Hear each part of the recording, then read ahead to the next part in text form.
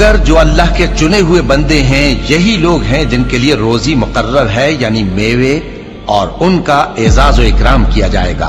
नेमत के बागों में एक दूसरे के सामने तख्तों पर बैठे होंगे, शराब लतीफ के जाम का उनमें दौर चल रहा होगा जो रंग की सफेद और पीने वालों के लिए सरासर लज्जत होगी, न उससे दर्द सर हो और न वो उससे बहकें। और उनके पास हूरें होंगी जो निगाहें नीची रखती होंगी और आंखें बड़ी बड़ी, गोया वो गर्दो गुबार से महफूज अंडे हों। फिर वो एक दूसरे की तरफ रुख करके सवाल जवाब करेंगे।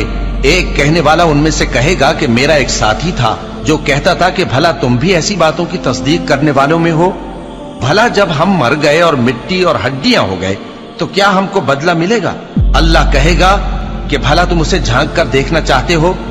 फिर वो झांकेगा तो उसको बीच दोज़ख में देखेगा, कहेगा कि अल्लाह की कसम, तू तो मुझे भी हलाक करने लगा था, और अगर मेरे परवरदिगार की मेहरबानी ना होती तो मैं भी उनमें होता जो अजाब में हाजिर किए गए हैं। तो क्या वाकई अब हम मरने वाले नहीं?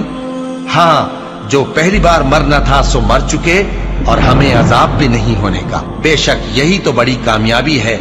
ऐसी ही नेमतों के लिए अमल करने वालों को अमल करने चाहिए। भला ये मेहमानी अच्छी है या थूहर का दरख्त? हमने उसको जालिमों के लिए बला बनाया हुआ है। वो एक दरख्त है कि जहन्नम की तह में उगेगा, उसके खोशे ऐसे होंगे जैसे शैतानों के सर, सो वो उसी में से खाएंगे और उसी से पेट भरेंगे। फिर उस खाने के साथ उनको खौलता हुआ पानी मिलाकर दिया जाएगा, फिर उनको दोज़ख की तरफ लौटाया जाएगा।